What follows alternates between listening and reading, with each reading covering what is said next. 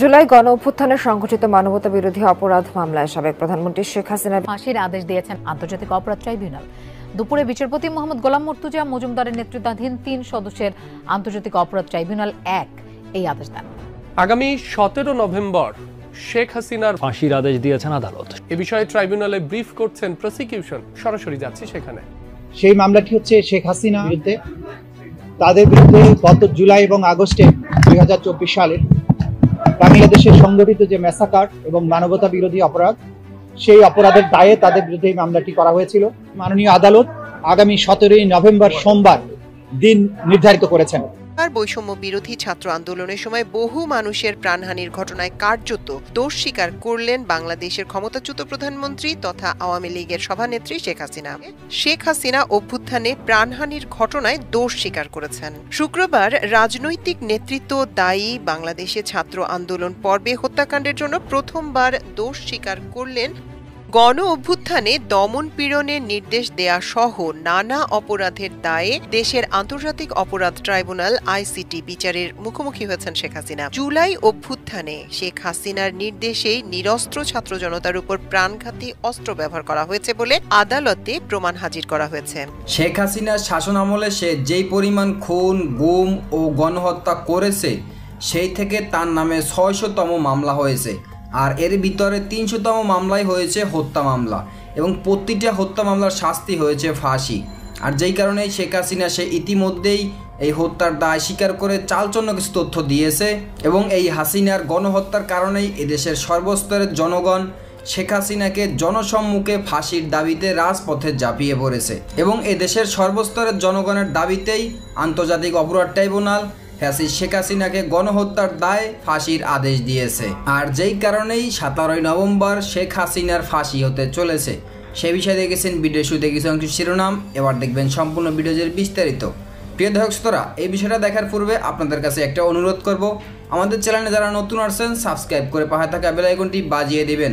তো দর্শক চলুন এবার আমরা দেখব যে আন্তর্জাতিক অপরাধ ট্রাইব্যুনাল শেখ হাসিনাকে ফাঁসির রায় দিয়েছে, আর যেই কারণে ১৭ই নভেম্বর শেখ হাসিনার ফাঁসি হতে চলেছে। আমরা এই বিষয়টা দেখব। এই বিষয়টা দেখার পূর্বে একটু দেখে আসি চলুন। শেখ হাসিনা সে যেই সব খুন, গুম ও মানবতা বিরোধী অপরাধ করেছে তার দায় স্বীকার করে চালচন্ন কিছু তথ্য দিয়েছে। আমরা এই বিষয়টা প্রথমে দেখে তারপর ওই বিষয়টা দেখব। ধৈর্য ধরে একটা লাইক দিয়ে সম্পূর্ণ ভিডিও দেখতে থাকুন। ছাত্র জনতার অভ্যুত্থানে নৃশংসতার দায় আইন শৃঙ্খলা বাহিনীর উপর চাপিয়েছেন ক্ষমতাচ্যুত সাবেক প্রধানমন্ত্রী শেখ হাসিনা। শুক্রবার হিন্দুস্তান টাইমসে প্রকাশিত এক সাক্ষাৎকারে তিনি অভ্যুত্থানকে সহিংসতা হিসেবে অভিহিত করে বলেন, সহিংসতা মোকাবেলায় আইন প্রয়োগকারী সংস্থার কিছু সদস্যের অবশ্যই ভুল ছিল। গত বৃহস্পতিবার ভারতের একাধিক সংবাদ মাধ্যমে সাক্ষাৎকার দেন হাসিনা। হিন্দুস্তান টাইমসের পাশাপাশি দ্য ইন্ডিয়ান এক্সপ্রেস ও আনন্দবাজারও শেখ হাসিনার সাক্ষাৎকার প্রকাশ করেছে। এসব সংবাদ মাধ্যম দাবি করেছে যে ইমেইলের মাধ্যমে হাসিনা তাদের প্রশ্নের জবাব দিয়েছেন। যদিও ঠিক কোন প্রক্রিয়ায় হাসিনার সঙ্গে যোগাযোগের ইমেইল সংগ্রহ করা হয়েছে তা নিশ্চিত করেনি এসব সংবাদ মাধ্যম।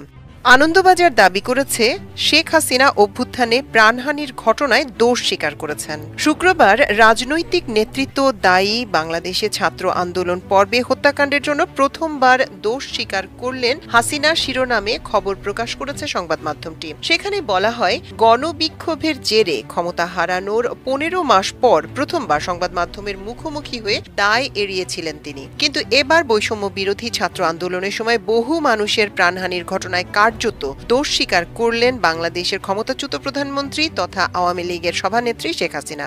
গণ অভ্যুত্থানে দমন পীড়নের নির্দেশ দেয়া সহ নানা অপরাধের দায়ে দেশের আন্তর্জাতিক অপরাধ ট্রাইব্যুনাল আইসিটি বিচারের মুখোমুখি হয়েছেন শেখ হাসিনা। এ মাসেই তার বিরুদ্ধে রায় আসতে পারে। জুলাই অভ্যুত্থানে শেখ হাসিনার নির্দেশেই নিরস্ত্র ছাত্র জনতার উপর প্রাণঘাতী অস্ত্র ব্যবহার করা হয়েছে বলে আদালতে প্রমাণ হাজির করা হয়েছে।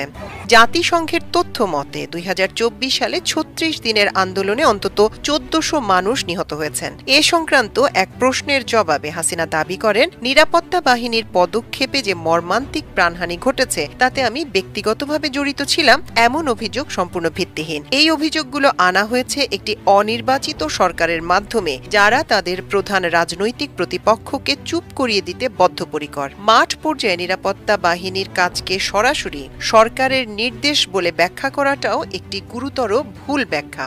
হাসিনা বলেন, সহিংসতা মোকাবেলায় আইন প্রয়োগকারী বাহিনীর কিছু সদস্যের পক্ষ থেকে অবশ্যই ভুল হয়েছিল, কিন্তু আমি প্রধানমন্ত্রীর কার্যালয় থেকে মিনিট টু মিনিট কৌশলগত নির্দেশ দিচ্ছিলাম এমন দাবি নিরাপত্তা বাহিনীর কাজের পদ্ধতি সম্পর্কে মৌলিকভাবে ভুল বুঝাবুঝিকেই নির্দেশ করে। আমি পুনরায় বলছি, আমি কখনোই জনতার উপর গুলি চালাতে নিরাপত্তা বাহিনীকে অনুমতি দেইনি। তিনি আরও বলেন, গত গ্রীষ্মের বিক্ষোভে প্রতিটি প্রাণের ক্ষতিতে আমি গভীরভাবে অনুতপ্ত। তখন ঢাকার আইনশৃঙ্খলা পরিস্থিতি ভেঙে পড়ে এবং সহিংস হয়ে ওঠে। আমাদের পদক্ষেপের উদ্দেশ্য ছিল প্রাণহানি কমানোর পাশাপাশি সংবিধান রক্ষা করা। অন্তর্বর্তী সরকারের আওয়ামী লীগের কার্যক্রম নিষিদ্ধ করা প্রসঙ্গে এক প্রশ্নের জবাবে হাসিনা দাবি করেন, তার দল কখনো অবৈধভাবে ক্ষমতা দখল করেনি। দেশের সবচেয়ে পুরনো এবং জনপ্রিয় দলটিকে যদি অংশগ্রহণে বাধা দেয়া হয় তাহলে গণতন্ত্রের কোনো আশা থাকে না। এই নিষেধাজ্ঞা বাংলাদেশের সংবিধান এবং 17 কোটি মানুষের মৌলিক গণতান্ত্রিক অধিকার লঙ্ঘনের শামিল। এই নিষেধাজ্ঞা বহাল থাকলে কোটি কোটি সাধারণ বাংলাদেশি ভোটাধিকার থেকে বঞ্চিত হবেন।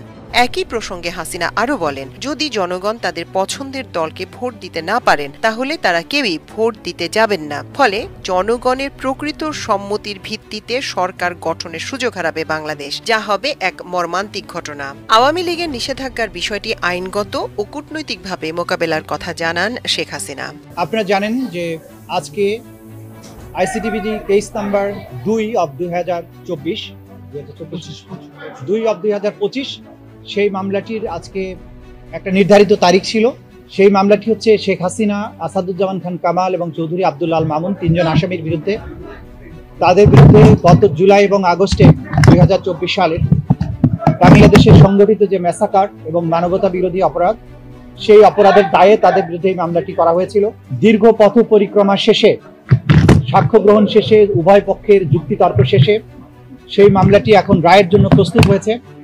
আজকে মাননীয় আদালত এই মামলাটির রায় ঘোষণার জন্য আগামী 17 নভেম্বর সোমবার দিন নির্ধারিত করেছেন।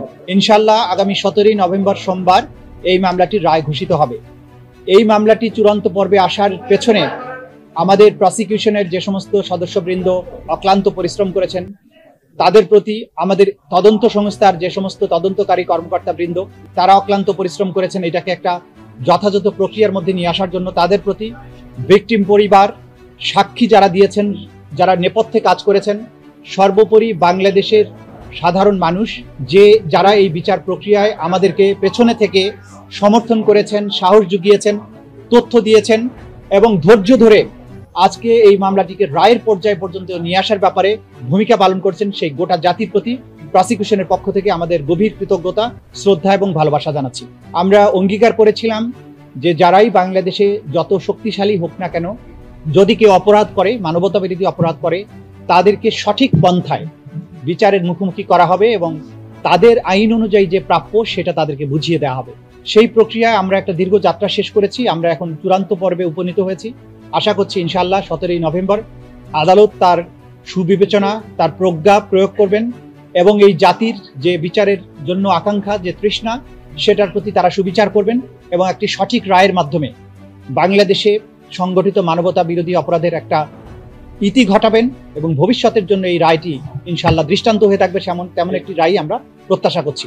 আমরা সর্বোচ্চ শাস্তি আদালতের কাছে প্রেয়ার করেছি, আদালত তার সুবিবেচনা প্রয়োগ করবেন এবং আমাদের পক্ষ থেকে প্রেয়ার হচ্ছে যে এই অপরাধের দায়ে আসামিদের জন্য সর্বোচ্চ সাজা দেয়া হয়। সরাসরি যদি কেউ বিচার প্রক্রিয়াকে বানচালের জন্য কোনো হুমকি দেন, কোনো কার্যক্রম করেন, ডেফিনেটলি সেটা আদালতের প্রতি, আদালতের প্রসেস, আদালতের প্রক্রিয়াকে বাধাগ্রস্ত করার শামিল হবে। তো বাইরে তারপরেও সবকিছুর ব্যাপারে আমরা আমাদের নাক গলাতে চাই না। আমরা আমাদের বিচার প্রক্রিয়ার মধ্য দিয়ে, আইনের প্রক্রিয়ার মধ্য দিয়ে চলতে চাই। দেশে সরকার আছে, রাষ্ট্র আছে, জনগণ আছেন, তারা সবকিছু ভালো বোঝেন এবং যারা উস্কানি দেবেন, যারা সন্ত্রাস করার চেষ্টা করবেন, সেই ব্যাপারে আইন অনুযায়ী রাষ্ট্রের পক্ষ থেকে পদক্ষেপ গ্রহণ করা হচ্ছে, ভবিষ্যতেও হবে। আর যে জাতি ঐক্যবদ্ধ থাকে, জনগণ যখন জেগে থাকে, সেই দেশের ভাগ্য নিয়ে, সেই দেশে নৈরাজ্য করার সাহস শক্তি কারোরই কোনোদিন ছিল না, হবেও না। আমরা বাংলাদেশের জনগণের দেশপ্রেম, তাদের প্রজ্ঞা, তাদের ভালোবাসার প্রতি শ্রদ্ধাশীল, দেশের সরকারের বিভিন্ন সংস্থা বাহিনীর প্রতি আমাদের আস্থা আছে। আমরা আশা করি যা কিছু বিচ্ছিন্নভাবে ঘটছে সেগুলো কোনোই প্রভাব কোনো জায়গায় পড়বে না এবং সবকিছু স্মুথলি হবে, বাংলাদেশ সামনে এগিয়ে যাবে। তারা যা খুশি প্রশ্নবিদ্ধ করার চেষ্টা করতে পারেন। এই বিচার আমরা যে প্রক্রিয়ার মধ্য দিয়ে এসেছি সেটা ট্রান্সপারেন্ট ছিল, আপনারা সবাই তার প্রত্যক্ষ সাক্ষী। এখানে অকাট্য প্রমাণ, শক্তিশালী সাক্ষ্য প্রমাণ সবকিছু তুলে ধরা হয়েছে, জাতির সামনে এই বিচার হয়েছে, আইনজীবী নিয়োগ দেওয়া হয়েছে, দুনিয়ার সামনে ক্রিস্টাল ক্লিয়ার ভাবে উপস্থাপন করা হয়েছে। সুতরাং তারা যত খুশি প্রশ্ন করতে পারেন, আইন তার নিজস্ব গতিতে চলবে, ন্যায় বিচার তার নিজস্ব গতিতেই। ধন্যবাদ এতক্ষণ সাথে থাকার জন্য। প্রিয় দর্শক শ্রোতারা, এরকম নিত্য নতুন আপডেট নিউজ পেতে আমাদের সাথে থাকবেন এবং আজকের ভিডিও এ পর্যন্ত। নতুন কোনো ভিডিওতে কথা হবে নতুন কোনো বিষয় নিয়ে, ততক্ষণ ভালো থাকবেন, সাথে থাকবেন। আসসালামু আলাইকুম, আল্লাহ হাফেজ।